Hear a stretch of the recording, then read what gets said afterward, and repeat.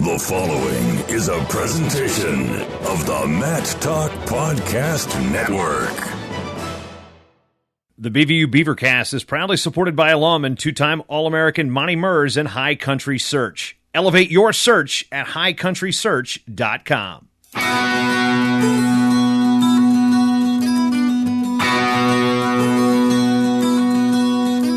Welcome to the Lodge. It's time to settle in for the Buena Vista Wrestling Beavercast. Join host Jason Bryant and head wrestling coach Jeff Preiss as we talk all things BV wrestling.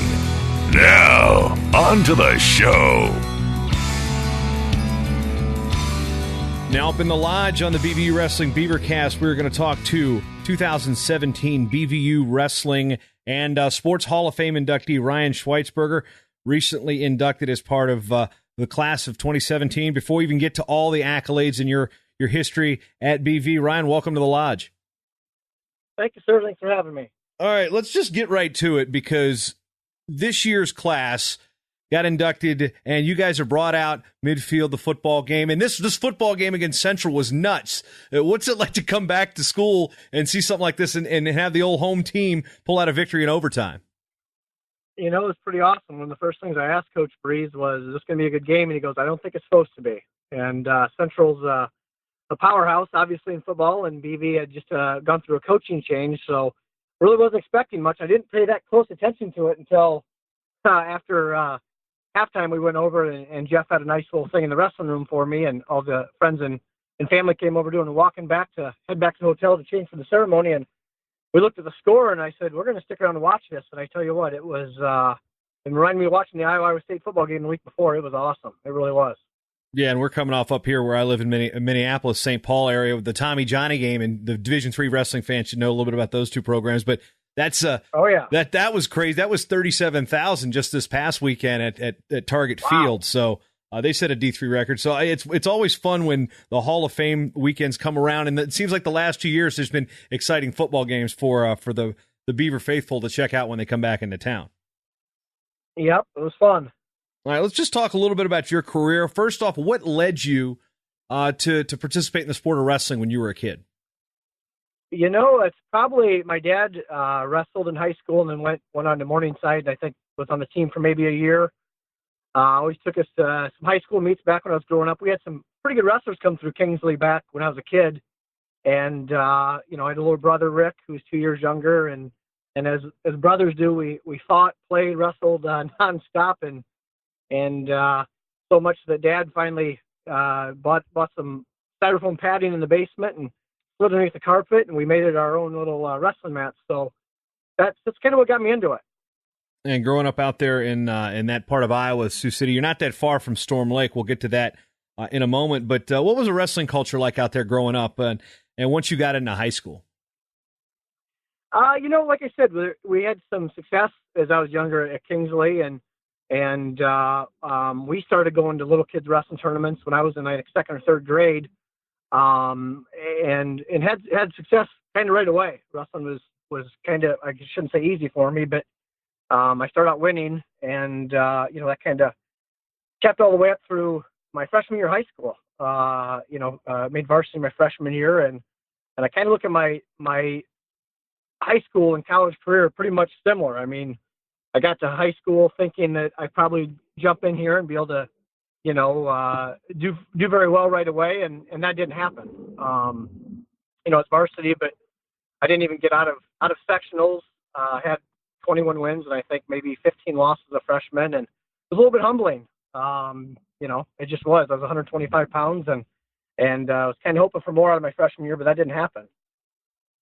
One thing that I'm always just kind of enamored with when I talk to people from the state of Iowa that grow up wrestling there, and of course a lot of the people on this show have grown up in Iowa and wrestled in Iowa, and then, you know, going to college at BV, of course. But what is it? What's the mindset like of a wrestler in the state of Iowa, a state that's known for its wrestling prowess? I mean, is that added pressure to go out there to perform every time? Because, you know, this state, this sport is represented by this state. Yeah, I mean, growing up in Iowa, and you know, I as a kid was an Iowa wrestling fan, Iowa Hawkeye wrestling fan, and followed them very closely. Went to meets. I never really would call it pressure. Just wanting to be part of it was more of it for me, was just, to maybe someday be, it never happened, but be like an Iowa Hawkeye wrestler.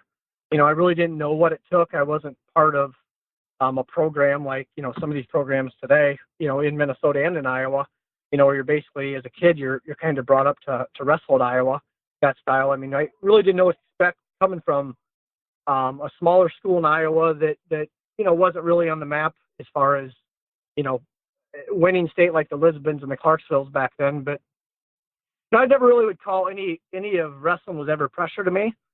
It was just more kind of find out where I was at, as far as the competition I wrestled and just the development of just kind of the stages was the neat thing for me. Like I said, after my freshman year, sophomore year, I should have qualified for state. Probably I didn't. Got third at districts, lost the closest match. And, between my sophomore year and junior year of high school is when it really clicked for me. That's when I felt like I belonged, and I felt like I was now, part of that, someone to contend with as far as, in the state of Iowa. It was my junior year. So. Yeah. What do you think the key to that was? Was it a summer camp you went to, or was it just growing into a weight class? I would say more, I matured really between my sophomore and junior year. One of my best friends from my hometown came back. He was a state place winner. He was 5 years older than me. He went to Westmar to wrestle. He came back and worked out with me, my brother and I, a lot in that summer. And he just really made me believe, my dad, even as a kid, just kind of said, it's all in your head. 90% of this is your head. And I think it really clicked for me then. And just, going into my first match in my junior year of high school, I really felt like, I belonged and good things were going to happen. I didn't go out saying I was going to win state. I didn't know, I was never scared of anything or anybody. I just didn't know what was going to happen.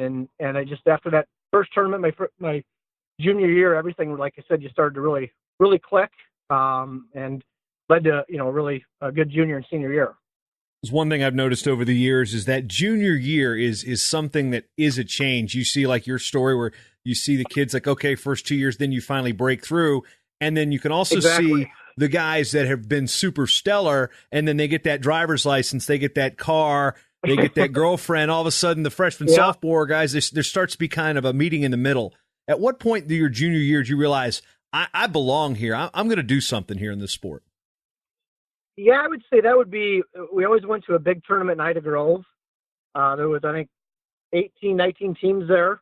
And I was undefeated going into the tournament. I had dominated my way through that season up to the Ida Grove tournament, and ended up winning that. I think I might have pinned my way through it, or maybe had one match within 10 or 12 points, and I got a standing wrestler that tournament. And that really made me believe, because that meant other coaches, obviously, thought I was the best guy in that tournament. And that's probably when I decided, really transitioned into, am I one of the best in the state too? Again, we had never had a state champ back in Kingsley. We had place winners.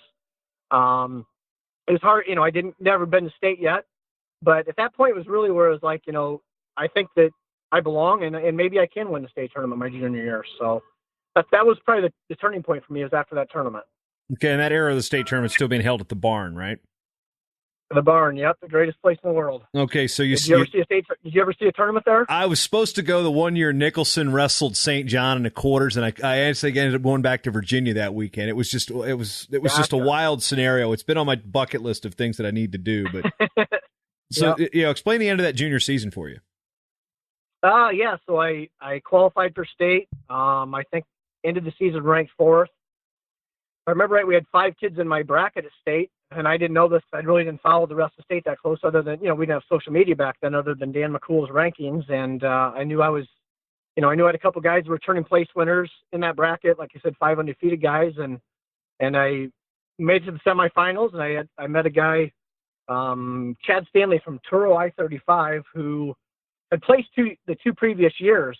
And I knew obviously the state semifinals was going to be tough, but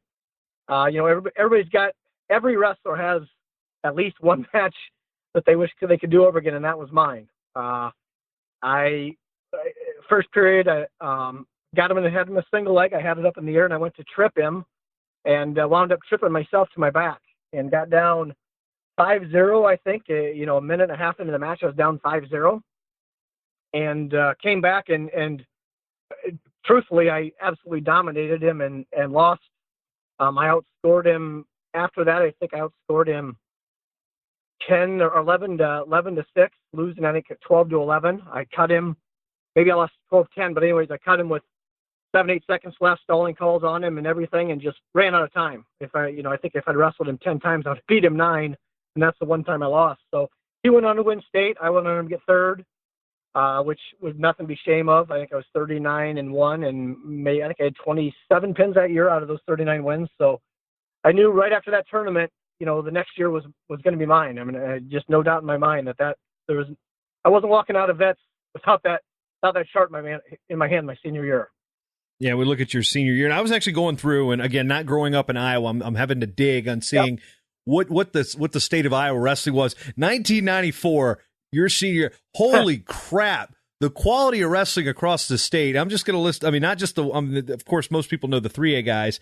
I mean, you get Kildegard in there, Eric Keller, Juergens, Lee Fullhart in 2A, then, Matt Hoover, who was on The Biggest Loser in 1A, Justin Decker, who came out of retirement to wrestle at Upper Iowa a couple years ago. Yourself in there. Yeah. What's it like to be from a small town in Iowa, at a small school in Iowa, and get that ovation at the barn? Pretty awesome. And there's other names in that, the Light brothers. Randy Pugh is one of my very good friends. He's a coach at UNI now. He was All-American at UNI and the weight class below me my senior year. But, it was really, really awesome. Kind of to go back to that, Ike Light was going for his 4-state title my senior year. And I remember in my semifinal match, they called out my name to wrestle. I was up on deck and the crowd just went nuts. Well, Dan Gabrielson had Ike Light on his back and took him out in the semifinals, stopped him from going from a 4-state title. So, as you said, to wrestle in the state of Iowa, back in the barn and even at Wells now, I go to the high school state tournament every year. It's so neat. There's nothing else like it in the country, as far as the support and the following, and that place is just, it's awesome. Any little kid wrestler that is wrestling now that has a dream of making it state, it's something that you'll never forget, that's for sure. With that senior class that came through, a lot of D1 prospects, and you're a small school state champion. What were your college looks? What were you thinking coming out of high school that you were going to do? How much did you want to wrestle in college, and where were those looks coming from? I actually liked baseball in high school more than I did wrestling. So I didn't know if I wanted to play baseball and wrestle. I did know I always knew I wanted to wrestle, but I had to visit at UNI. I spoke to Bobby Douglas on the phone once, as far as wanting me to walk on. I really didn't know where I stood. I knew that I had a very dominant senior year and junior year. I think if I'd have won state my junior year, I probably would have tried, maybe that UNI route or walking down at Iowa State. But, in Northwest Iowa back then where I was from, it was very, very tough. And a lot of my close friends that I wrestled with throughout my career were going to Buena Vista. And Al Baxter obviously was there. Todd Peters was the assistant coach. I had worked out with him quite a bit in the summers. He was a huge influence on me going to BV. And, it's 45 miles from home, and I haven't even spoken to my brother yet, but I wanted to stay close to Kingsley because, my brother and I, when I was a senior, he was a sophomore. He made state as a sophomore and placed 4th the year I won it. So we were very close and still are today. And probably my first 2 years of college, more worried about how he ended his high school career than I was my career. But Buena Vista just felt like home. I had my senior year, I think, Todd Peters again was coaching the BV, came to a lot of my matches. Baxter made a visit. Jay Huff, who was a national champ of BV, came to a few meets, districts. He brought Brett Christensen, who's both Jay and Brett are in the Hall of Fame. Brett was a runner-up at BV. They having that kind of interest from those guys at Buena Vista, and knowing that, a lot of guys in that room I knew had pretty similar careers to me. So it all felt like the right place to go, and very glad I made that decision today. One thing I want to come back to is you talked about baseball, and for those who listen to this program outside of the state of Iowa, baseball is a summer sport. It's actually you play into the summer months, and that affects some of the the wrestlers who may want to prep for freestyle and hit Fargo and the big, junior and cadet nationals type of thing. How much did baseball affect that, and how much freestyle were you wrestling? And was there a decision to say, all right, well, I like baseball more. I'm going to play this instead of maybe getting your stock raised a little bit more from those summer tournaments? Yeah, the thing of it is my upbringing wasn't to, like wrestle at an Iowa or Iowa State or UNI. I just did it because I loved it. We only, growing up, I think Dad took us to maybe 4 or 5 tournaments a summer. We had one practice a night. I really didn't even freestyle. I might have went to a couple practices my junior or senior year. I didn't like it that much, and I loved baseball. So that probably was as big a factor as any of going to Buena Vista, is just the fact that I never went on that freestyle scene and didn't know much about it. We were kind of hidden back there in Northwest Iowa. I did my senior year, I guess, go to, the All-Star meet in Pennsylvania back then. I went with like a lot of those names you named, Hoover, Eric Keller. A bunch of us went to Pittsburgh. Back then you had to be either a state champion or state runner-up to even get the invitation to go wrestle there. And I went out there my senior year, and that was kind of, I kind of thought if I went out there and, won it or placed really high, that maybe I would try the bigger school. But I ended up, I think, winning 4 or 5 matches and losing 2 as a huge bracket, a match away from placing. And I think that was kind of my final say to say, let's go to BV and, see what happens. So I didn't really have that, that Fargo, that freestyle, like a lot of those kids that ended up at the UNIs, the Iowas. And, Jeff McGinnis was my age, 4-time state champ. I knew I wasn't on his level. So there's no reason to go to a big school like Iowa. Yeah, you've got me digging here. I'm digging through. I was like, okay, 94. If I can find this while we talk now. But I was just curious about that. Just ask me. I can probably tell you. We'll have to dig that up after the show. Now, when you get to BV, you're catching Al Baxter toward the end of his career, of course, as highly regarded as he is within the state and the school. What was it like to wrestle for him those 4 years? It was awesome.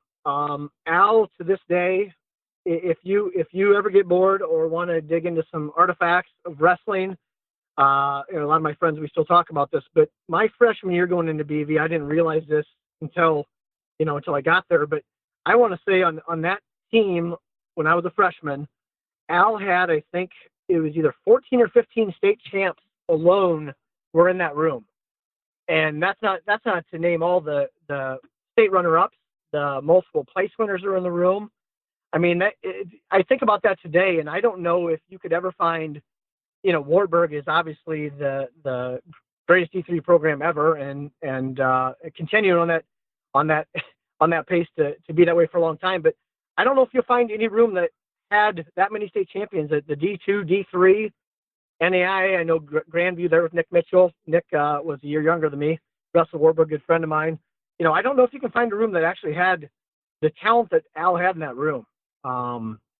It's just amazing for me to think back about that. And even to go on, I coached at BV for 2 years, and on that team, my first year out, we had 3 guys that were on that team that were 2-time state champs. It's just absolutely unheard of if you really think about it at the D3 level. Yeah, and as you mentioned, your brother Rick, he came to the program. You both ended up being All-Americans in 1998. Yep. You won the championship that year after placing 7th the year before. He comes in, he's 8th at 126, and then 2 years later, he's in the finals. What did it mean for you to wrestle with your brother at a program so close to home? That was the greatest part of my, of all the wrestling I was doing with my brother. And actually, placing a state with Rick, nationals, placing. I mean, Rick is, I think if you ask Al Baxter in a room, Al would never say this publicly, but he's one of Al's best wrestlers he's ever coached. I mean, his numbers show it. I don't know, you left out his junior year. Rick's junior year, I was actually coaching there. He didn't get arrested because he had a skin infection that he wrestled with the year before. He weighed in, and then he didn't pass the skin check, so he wasn't allowed to wrestle his junior year. And as you said, came back his senior year and got second in one of the greatest to this day, one of the toughest brackets of all time in D3 history. And I mean, you can ask anybody and they would agree with that. I mean, that bracket was loaded. See, I'm gonna put you to the test here because I got at least the placements at my disposal. So let's see. I'm just gonna pull this up and see where he's at 130. Okay, yeah, you know what? I just had to read the first name. All right. Yeah, Jesus Wilson from Upper Iowa, one of the last years they were in Division III. You've got, of course, Wartburg at third, and then you've also got John Marchetti in there. That kid from Wartburg that got third is Ben Christonis, who was varsity at Iowa the year before, qualified for nationals. I think he was around a 12. He transferred out because Jody Stripmatter came to Iowa. So, you had him. Ben Christonis was the defending national champ. I know one of the kids that got 6th or 7th was a D1 transfer. Persiglia from Co was a D1 transfer that went to UNI. The kid from New Jersey, College of New Jersey, who my brother wrestled the first round and Jack Bald in the second period, he ended up getting second the following year. And then Rick had wrestled Marchetti, who was a D1 transfer, and his brother wrestled there. Studs from Ohio.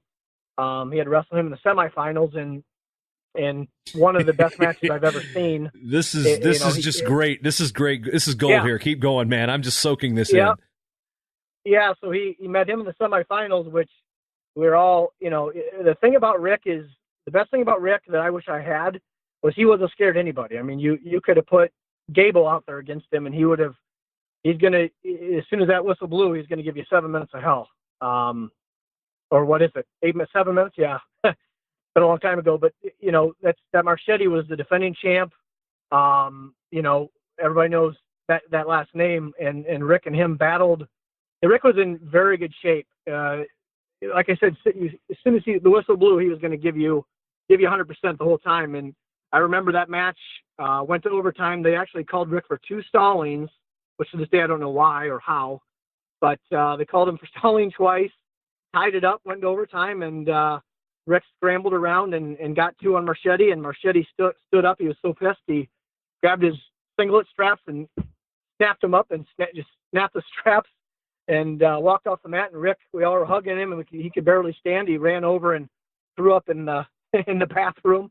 He was just exhausted from that match. But, it was awesome. And then again, he's got Jesus Wilson, who placed in the world for Cuba.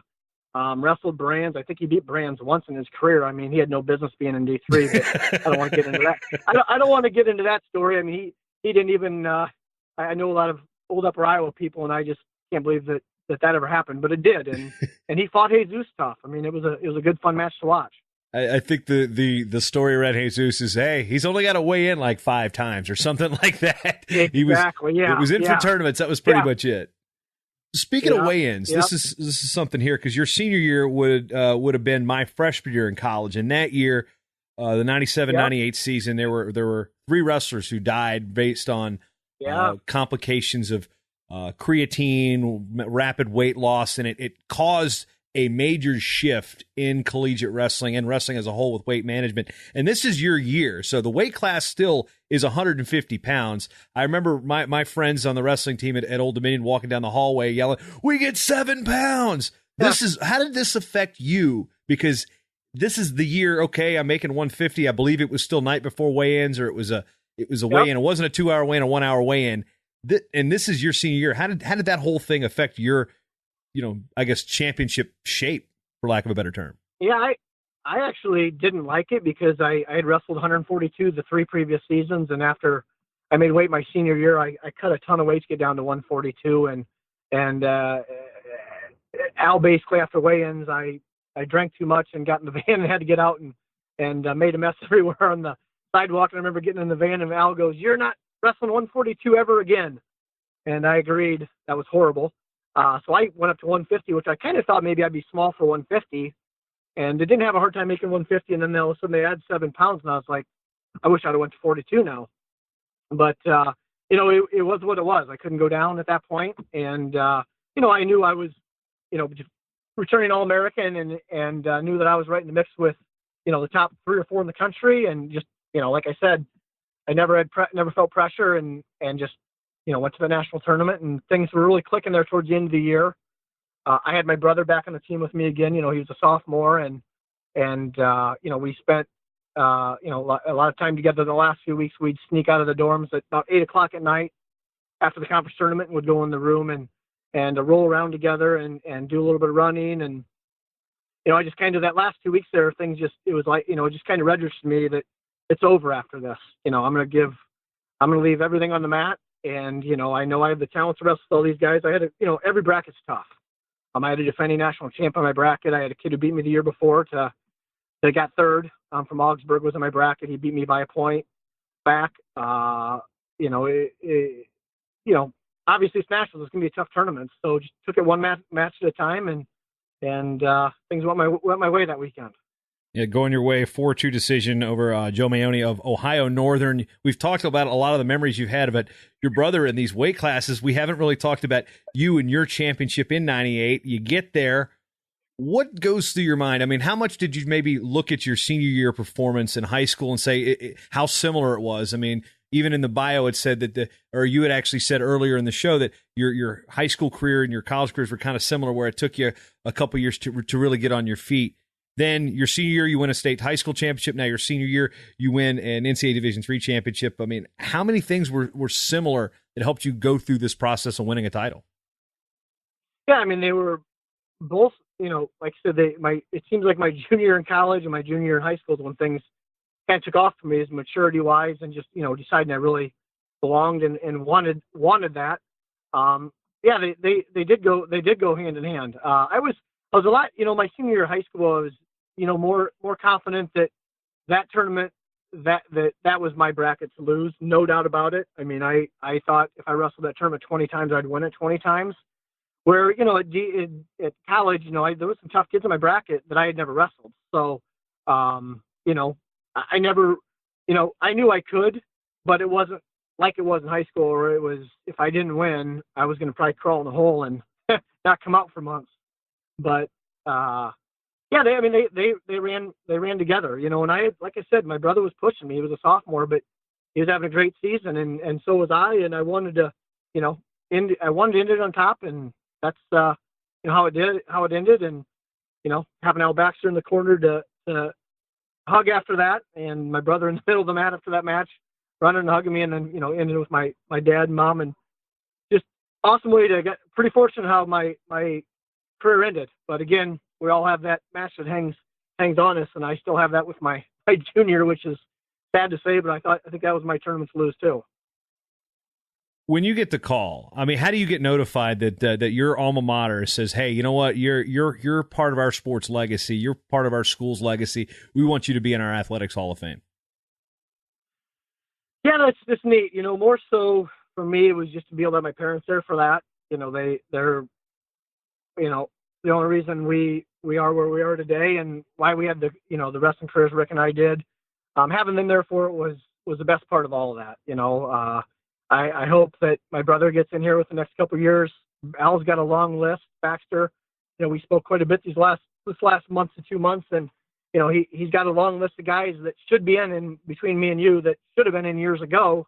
I think that Coach Breeze and Jack Denholm, who's the new AD there, they're gonna push to get the guys that deserve to be in, because there's a long list. I mean, Al Baxter, he created something special there at BV. And I hope that the next 10 years, every year, someone gets in it, because there's a long list. My brother, Jamie Taxted, Rick Caldwell, who's not in it yet, who should have been in it 10 years ago. He's one of the greatest high school coaches ever out of Iowa, and had a great career at BV2. So there's a long list, and I think that we're going to start to see more and more guys get in it, and it's exciting. It's fun to just go back to Buena Vista and spend a weekend. We did it last year for Andy Kruger, that's an old teammate of mine, and hopefully in the next 5-6 years, we're continuing to go back for that. It's a cool event. As we focus a lot on the wrestling part of it, Division III athletes always kind of personify what is a student athlete.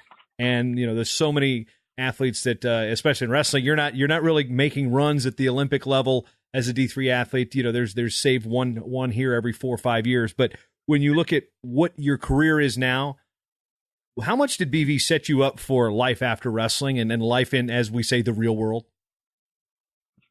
It just college in general just sets you up. And wrestling, just like, I think there's a poster out there that Dan Gable has, that once you've wrestled, everything else is easy. And it's kind of true. I mean, if you put yourself through the test of wrestling and 4 years of college of having to go to class and get your education and be part of a sport too. It's tough. It's not easy to be able to focus on wrestling for 4 years and going to school for 4 years. So, it does set you up. Al has contacts throughout the state. He helped, he got me a job in Storm Lake, Iowa, my first year out of college to come help coach a sales job there in Storm Lake. So definitely wouldn't be where we're at today without, that degree and Buena Vista and wrestling at BV. Yeah. So, and you're in the Des Moines area right now, correct? Correct. Yep. All right. So as I hear you're an account executive at the Palmer Group, what exactly does that do? And how much can you look back and be like, yep, see kids, my college degree prepared me for the real world?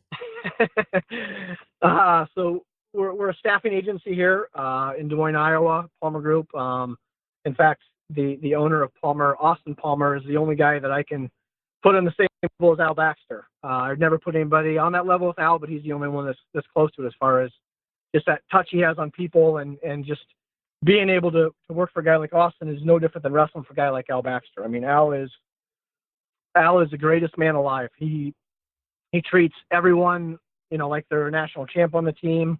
He cares about everyone, loves everyone, and that's the same way it is at the company I work for. I'm very blessed to work for a company like the Palmer Group here in Des Moines, Iowa. So we do a lot of we help place people that in my department in accounting and finance jobs.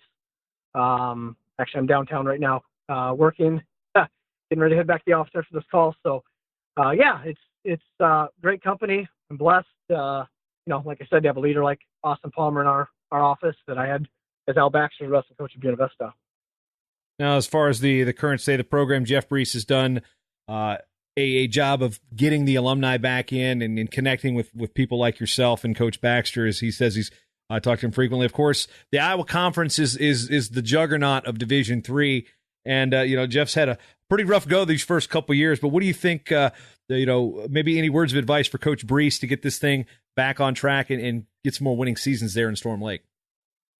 Yeah, Jeff and I, from the day he got hired, I actually was the AD, the old AD before Jack. They called me and talked to me about Jeff, and I think I talked to Jeff even before he got hired to talk about, kind of what to expect at Buena Vista and Northwest Iowa and where the program was at when he was taking it over. And, Jeff has accepted the challenge, and him and Coach White are doing a great job. I mean, I spoke to Jeff 3 weeks ago, and I think we talked for 30, 40 minutes about Buena Vista wrestling, about NC State wrestling, Iowa wrestling.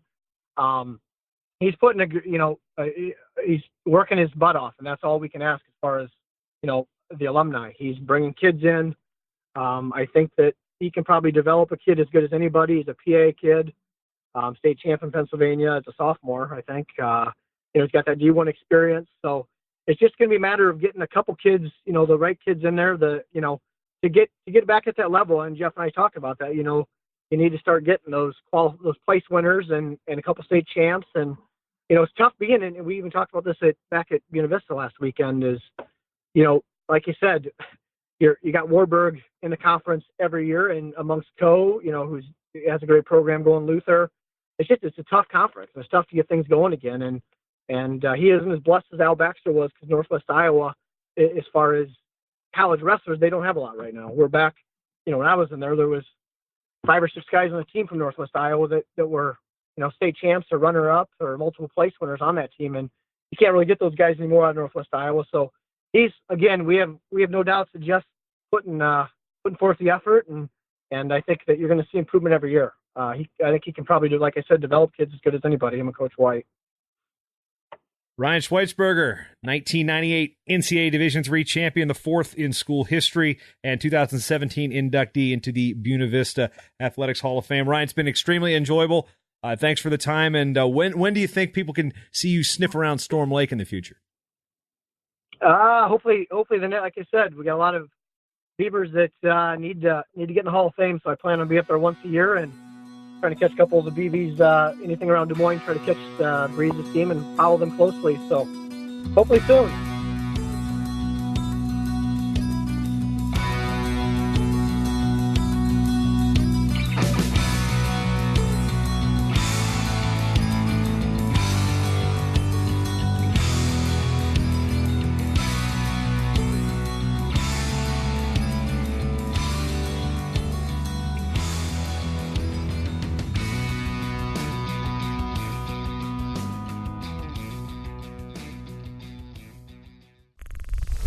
show is part of the Mat Talk Podcast Network. For more wrestling podcasts, head over to MatTalkOnline.com.